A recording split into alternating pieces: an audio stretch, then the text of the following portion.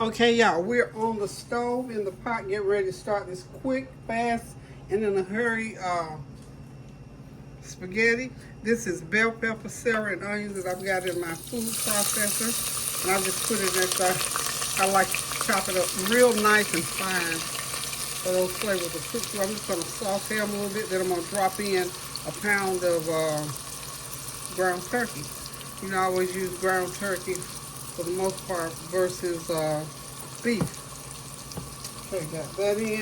We're going to let that just saute a little bit, about 5 minutes, and pull the flavor up to the top of those veggies in there.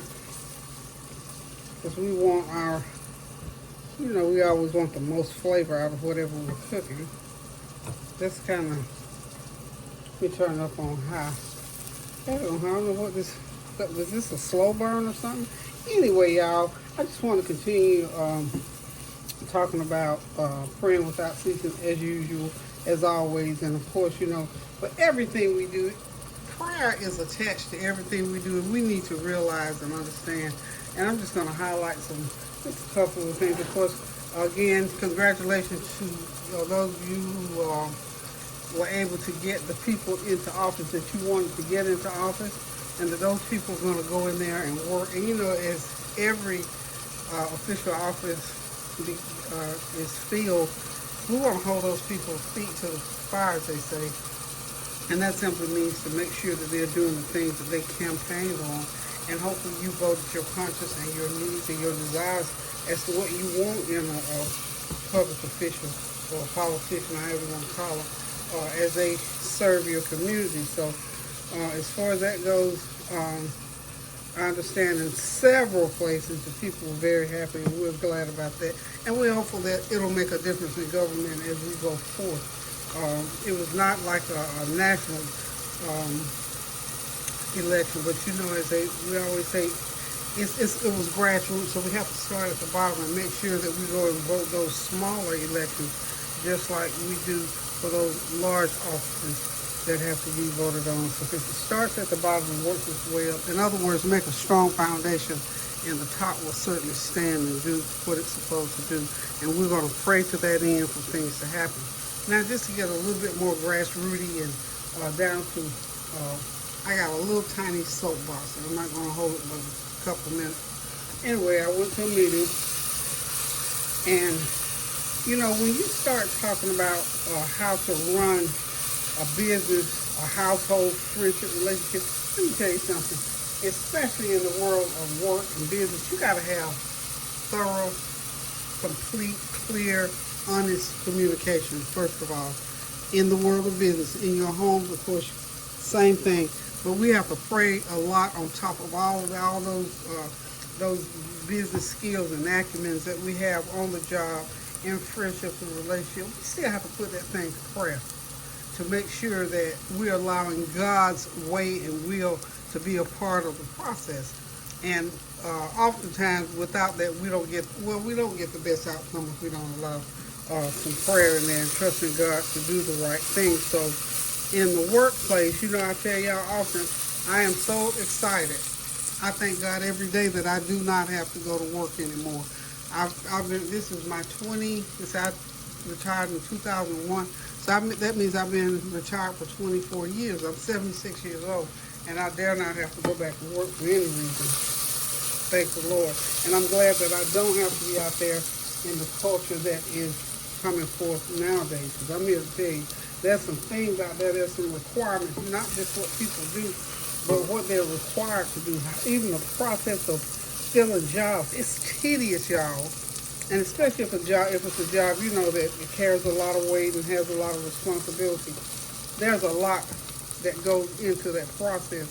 And even since I retired, of course, I told y'all I'm going to go ahead and do my ground turkey in there now. Just put it in right on the side and start chopping on it and letting it brown along with these onions and peppers.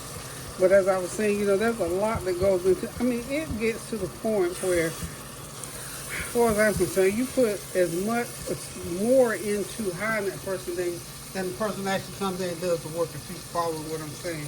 So it's a process. I mean, it is a serious process now to hire. I don't know how much it's changed at the lower level job. And I'm not saying anything diminishing about the jobs that, don't require a lot of skills and all that, and management and whatever. But these management type jobs, I'm here to tell you, honey, I felt like I might need a PhD to do that anymore. But anywho, there's so much that goes into it, and as I'm sitting there talking, and even I talk, y'all know I talk a little bit, but I'm listening, and I'm thinking to myself, no wonder the world is the way it is today, and no wonder all these different things are going on these jobs, because we have so much stuff. And it's just so much, it's mind-boggling. Just like when you go on the internet and all that kind of stuff, and we expect those things, but when you think about getting down, to hiring people on these jobs and trying to do disciplinary actions to make sure it's running correctly, it's a lot, y'all. And like I say, in an HR position in 2025, I was already working 10, sometimes 12 hours a day to make sure everything went well and that people got what they needed. I don't even understand how many hours I would have to be working these days based on who I am as an individual. I'm going to put me in some of this chicken bouillon. Y'all might have to put that just for a little bit more flavor. But there are so many things. I don't know who of you works in corporate America, if you are in a management position, or if you're an hourly paid, or you're a contractor. There is so much minutia attached to jobs these days. I don't understand how people get any work done. But I do understand why there's always some kind of chaos and conflict. And in the absence of order, there's always going to be chaos and conflict. And you got certain jobs that, some of these people on these jobs that don't have any oversight, so they're left to do what they please. And then when things start to go wrong, you don't have anything in place to stop them, to harness them. And you got to have rules. You got to have order. I'm a person of order, so I believe in order. I'm old school.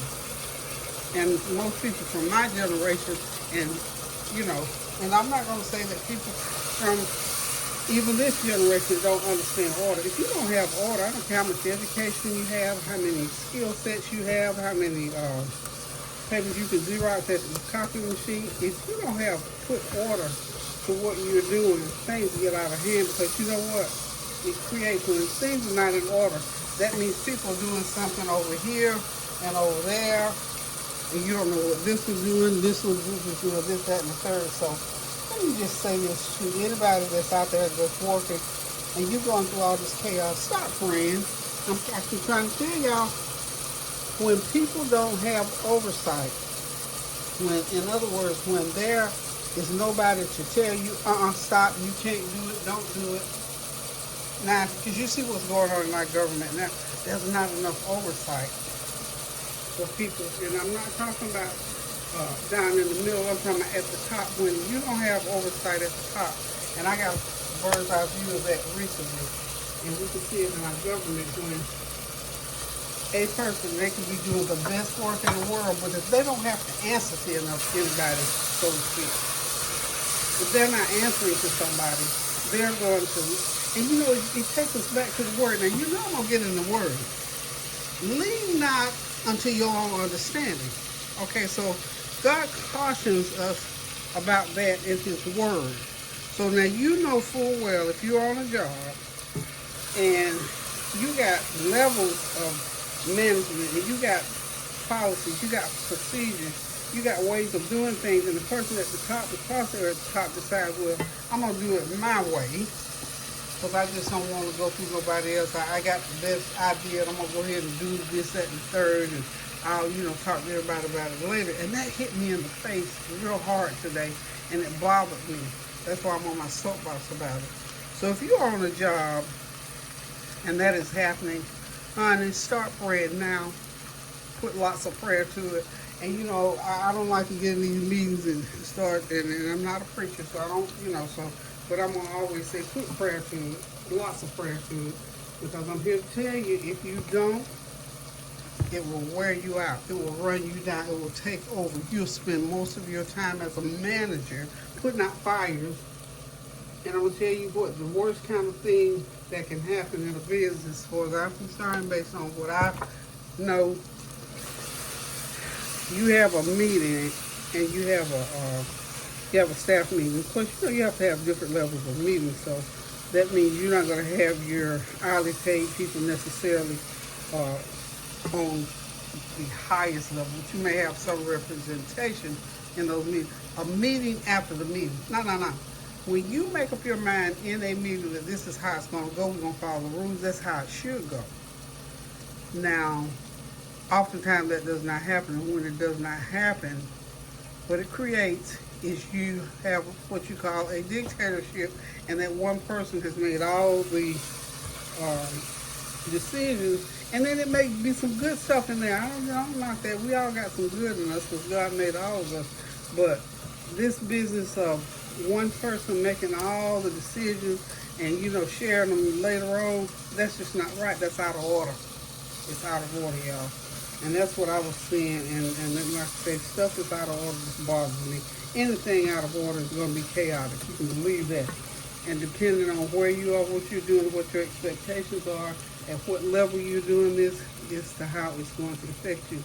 Now, when these things are affecting people's livelihood, what they're going to put on their table, how their day is going to go once they walk out that door, then we need to pay close attention to that, because it has long, far-reaching effects on people, not just for the day, but long, far-reaching. So that's where this government is. That's where we are in this world today, where one or two people have been left to do what they want to do, no oversight. They've leaned to their own understanding, regardless of the rules and regulations or whatever.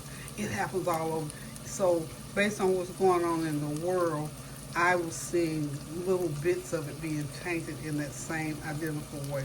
So anyway, that's just my soapbox. So anybody that's out there that works corporate America has to be on in these board meetings. You know what? Every time you turn around, you're in a board meeting. So where's the productivity in that?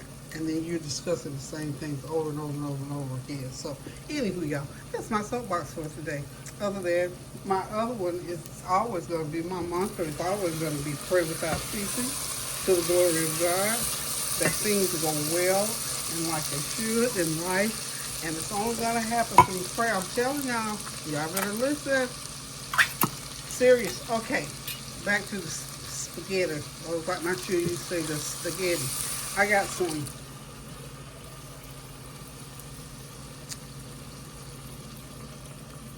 diced tomatoes. So anyway, I just like to, like I say, I retired 24 years ago, but I do like to volunteer, and I get involved in things that pulls corporate America back and sort of snatch my neck back and make me remember things that used to happen. But you know what? I'm telling you, I believe in advancement. I believe in things changing. I believe in things like the AI stuff that's going on now. I believe in it, provided it's used properly, that it's not used to hurt anybody, that it's not used to defraud anybody. I believe in progress. I thank God that He allowed me to progress. I thank God all the time how He brought me from a mighty long way in a lot of things. I don't want to stay my old self. But I've got some things that are old, some intrinsic things about me that are still there, and I love it. But at the same time, I thank God for the things that He changed in me. I really do. But honey, some of that stuff needed to go. And just like anything else, we need to change, but I don't think we need to change so drastically that it leaves some of our old values. I don't think we need our values and our moral compass does not need to be hidden. If you don't have one, you'll do anything or say anything. So all you younglings that's out there in corporate America, no matter what your job is, just remember, pray lots. Be honest and forthcoming in all your dealings. Do a good day's work. You get paid for 8 hours, you need to be working 8 hours. On time, you need to be on break is when you get them 2 15-minute breaks, so that hour is that 30-minute lunch break. That's just a way, that everything should be done on this earth. And, it's undermined and underhand stuff. And, my thing is, when I was working, I was at work to work. I mean, we have a little break time, we have a little potluck. Yeah, we did some little things like that. But at work, we're at work. I didn't come to play around and to try to make somebody else's life miserable. So just remember that as you go along, you'll be well respected for that within the confines of your job. And when you get home, some stuff, of course, you can't leave everything at work, but I'm just saying for the most part, the disruption, things that disrupt. I'm pouring some of my olive oil and garlic oil. Whew. Needed that for taste, y'all. So, yeah, I think that this thing about having no oversight, bosses, it doesn't matter that you're the boss, you still need some oversight. If you don't have your own inner moral compass, then that's why the Word of God tells us, lean not to your own understanding. That means you need somebody somewhere. You need to be listening to somebody in authority above and beyond where you are. I'm knocking stuff off, y'all.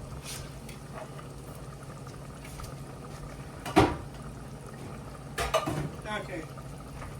Knock my cans off. But anyway, I'm not making a big old batch of spaghetti today, just 1 pound. Just using 1 pound of ground beef is all I'm using today.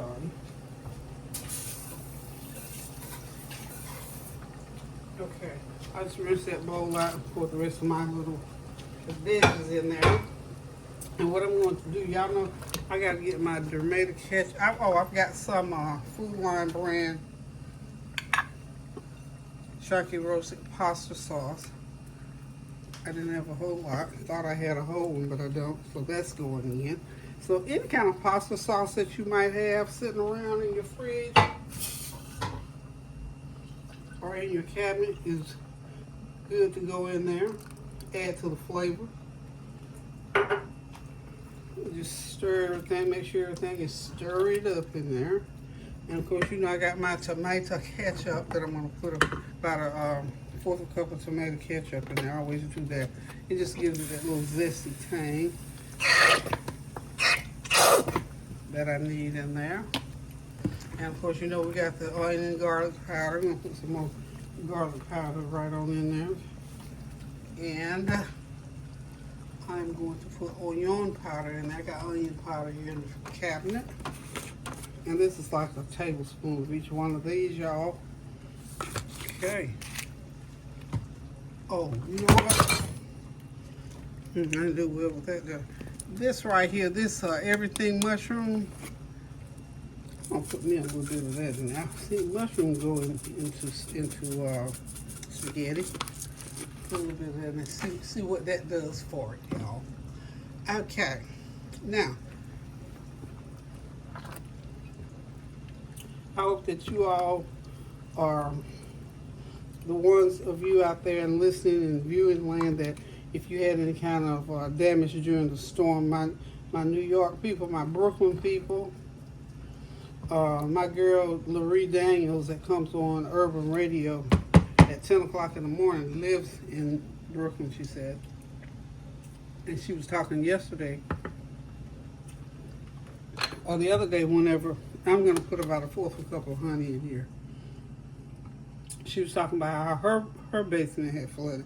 And she's one of the commentators, excuse me, on Urban View. Channel 126 on your Urban View channel.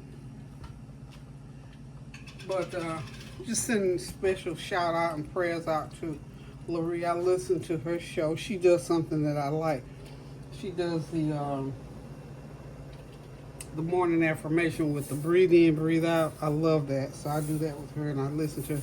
She is very smart young woman. She's an attorney a civil rights activist and speaker and all. A real smart girl, young lady.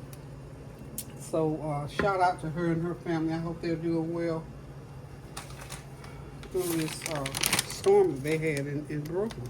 And throughout New York, the New Yorkers up in that area, everybody up in the northern area. And I think maybe Jersey has something. This is some jackfruit, about a tablespoon of jackfruit. So give it a little sweet taste.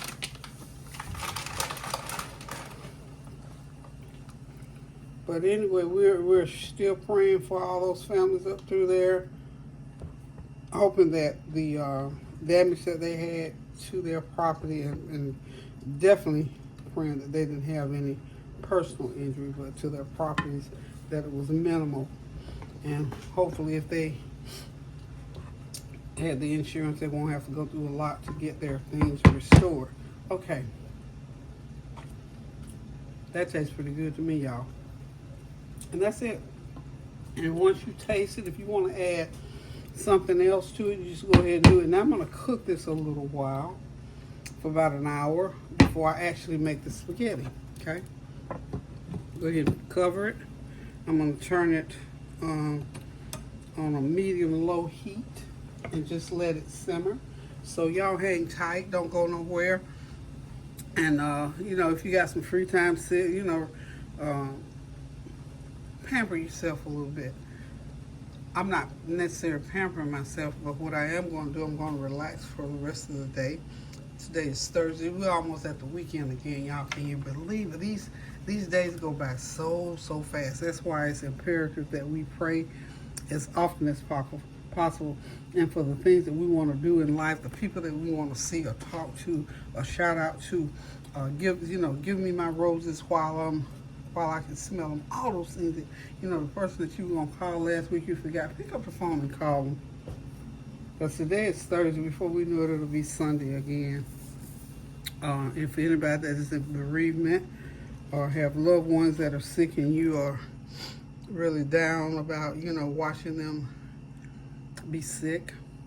And for the caregivers, if you're giving care for a loved one, we pray your strength in the Lord that you can continue to do that and to do it with a smile, if not on your face, at least in your heart. So, anywho, y'all, there's the phone. There's my cue. I'll be right back.